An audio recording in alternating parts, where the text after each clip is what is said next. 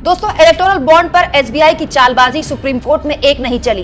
Chief justice की bench ने न केवल एसबीआई को जबरदस्त लताड़ा, बल्कि जो एसबीआई महीनों का वक्त मांग रहा था उसे 24 घंटे में कह दिया कि 1, 2, 3 महीने तो छोड़िए, 1, 2, 3 दिन भी आपको नहीं देंगे।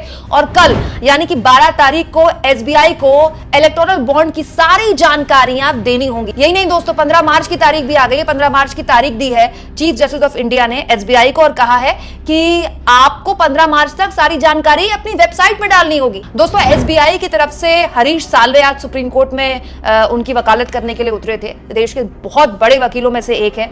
उन्होंने एसबीआई की तरफ से ये जानकारी सुप्रीम कोर्ट के आगे रखी, सीजीआई के आगे रखी कि बहुत लंबी प्रक्रिया है, बहुत मिलान करना होता है, इसमें 30 जून का वक्त तो जज साहब चाहिए होता है। इस पर सुप्रीम कोर्ट ने बहुत ही तल्ख रवैया अपनाया और साफ तौर पर एसबीआई से कहा कि पिछले 26 दिन में एसबीआई ने किया क्या, क्योंकि 26 दिन पहले हमने एसबीआई से कहा था कि आप सारी इलेक्टोरल बॉन्ड की जानकारी चुनाव आयोग को दीजिए, तब से आप कर क्या रहे थे। और आज 26 दिन पूरे हो गए तो आप कह रहे हैं कि बहुत लंबी प्रक्रिया, हमें जून तक का वक्त दे दीजिए।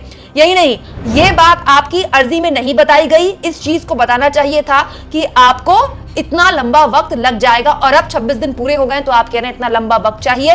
वक्त नहीं दिया जाएगा।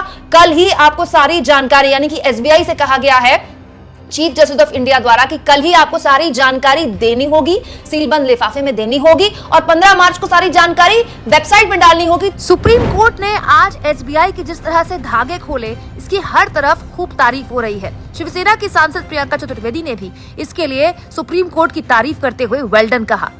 दोस्तों, इस पूरे आदेश को अगर आसान भाषा में आपको समझाऊं तो कल देश को एक तरह से पता चल जाएगा सुप्रीम कोर्ट के माध्यम से कि किस उद्योगपति का कितना चुनावी चंदा किस राजनीतिक दल को गया है, किस राजनीतिक दल को किस उद्योगपति के जरिए कितना फायदा पहुंचा है। बड़ा सवाल यह है दोस्तों, बड़ा सवाल यह है कि इस पूरे चुनावी चंदे के खेल में सबसे ज्यादा चंदा जिसे मिला है वो है भारतीय जनता पार्टी। बड़ा सवाल यह है दोस्तों कि चुनाव से पहले चुनावी चंदे का जो पूरा खेल जब सामने आएगा तो बीजेपी के लिए कितनी बड़ी मुसीबत बन सकता है, कमेंट बॉक्स में जरूर लिखिए। और जिस तरह से चीफ जस्टिस ऑफ इंडिया ने एसबीआई की एक दलील नहीं सुनी और साफ तौर पर कहा कि डिजिटल इंडिया के दौर में आपको इतने दिन का वक्त नहीं दिया जाएगा, कल ही आप सब कुछ सारी डिटेल सबमिट कीजिए। इस पर आप क्या सोचते हैं दोस्तों, कमेंट बॉक्स में जरूर लिखें। और जितना हो सके चैनल को शेयर करें, सब्सक्राइब करें और थैंक्स और ज्वाइन, ये 2 ऑप्शन है जिसके जरिए आर्थिक तौर पर भी आप चैनल के हाथ मजबूत कर सकते हैं।